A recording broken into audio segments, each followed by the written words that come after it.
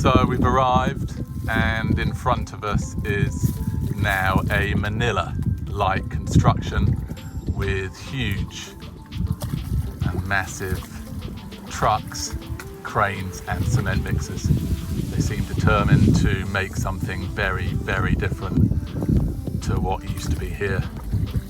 In fact, Manila on the beach is coming soon.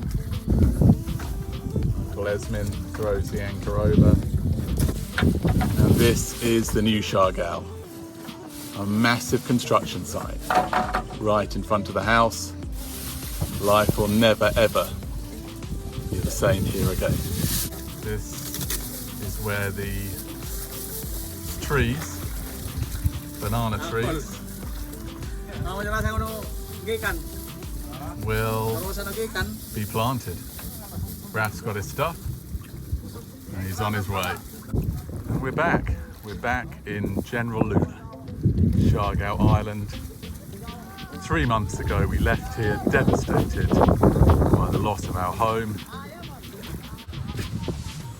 After 90 days on the paradise island of Ioki, we find ourselves back on the former paradise island of Siargao. You can see behind me, this is the construction site of the Chinese corporation, and they brought in a lot of heavy machinery, and behind me there you can see the remnants of our typhoon damaged house. This is a major construction, and you can see that they're getting ready for hordes of Chinese, perhaps Korean tourists. This area used to be a tranquil, peaceful place, but it's been transformed now into something more like a Cebu or Manila construction site. Let me just take you through the path. And here we are now inside Seagrass apartment. These are our next door neighbours. They're thinking about renovating at some point. They have some damage to their roof, unfortunately, which is very sad. And here we are at our place. Significant damage remains to our cabin and to our main house. Let me take you further along to where the builders of this project are. They're renting next door, and it's their day off. They've been making loads of noise all week, and now here they are. They're singing. They're happy and they're singing. You can get a real feel.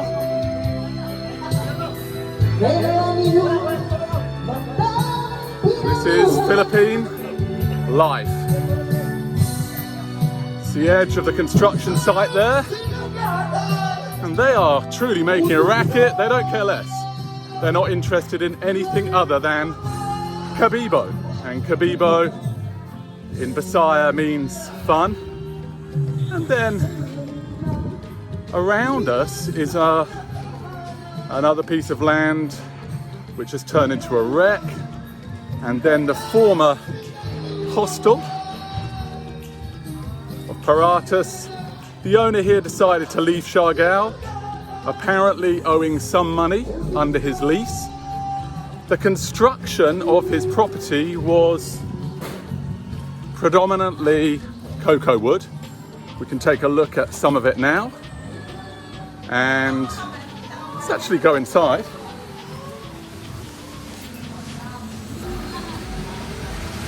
Here are the builders.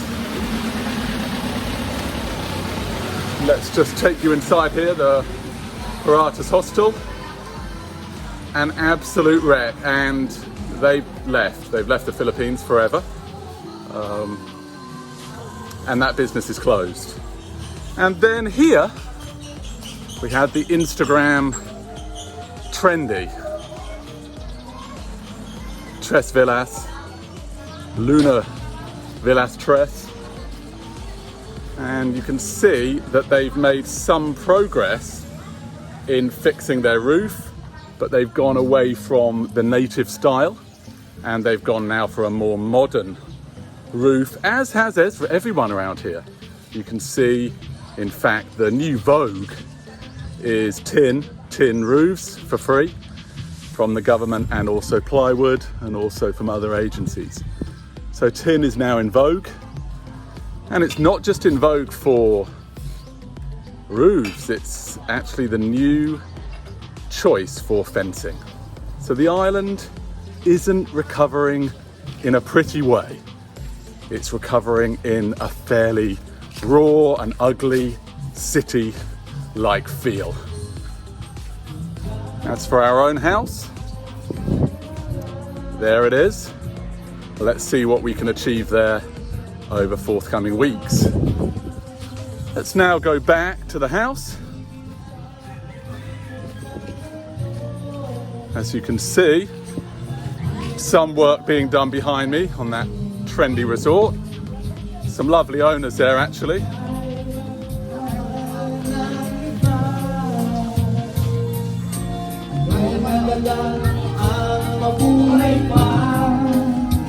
And here, we're back. We're back. And they're enjoying themselves. It's called Cabibo, that's what it's called. They don't care, only themselves, yeah.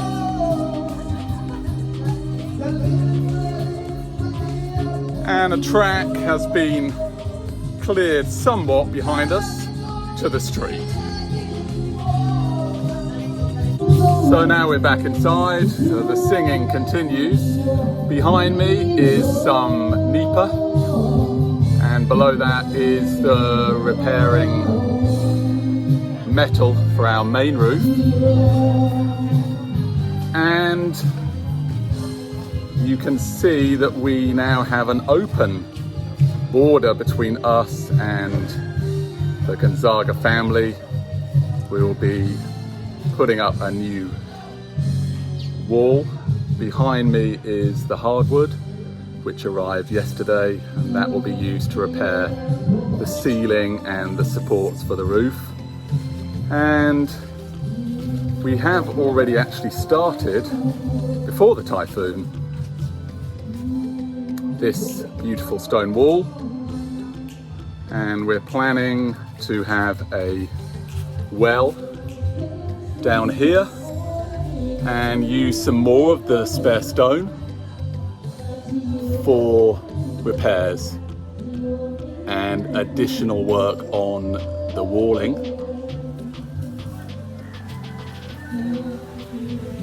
The cabin took in a lot of water last night. The door flung open and we're facing a difficult living situation. The solar lighting fades after a few hours. Probably one of the most positive things is the Bermuda grass, which is now green. And we're intending to put everything else right in just a matter of a few weeks. So let's go back inside and see what today brings. So what did the day bring? Well, more singing and more rain. This is our dream house. It's hard watching the water just roll in, and you can see the roof. It's just pouring in today, pouring in. Showers of a small invest system rolling in. And the guys next door, they are relentless in only one thing: singing karaoke. They're fulfilling their dream of making noise all week in front of us and noise all weekend. And meanwhile, The rain continues. It continues to pour in. The showers are relentless today.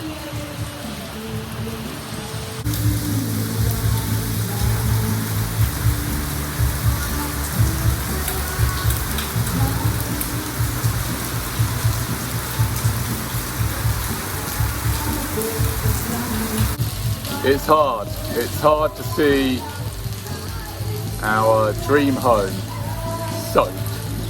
Yesterday I met with a contractor and he promised to make it like new. And he's coming tomorrow. So while it might be costly, that is the next step. And if you follow along here on YouTube, our journey of recovery from Super Typhoon Rai, you can check out the construction journey, the reconstruction of this house, and the end of the rain pouring through the roof.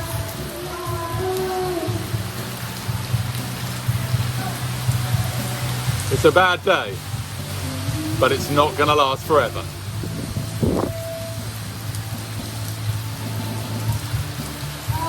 Discovered yet another challenge here. The protection we put up for our loft has ripped again. This is the second rip.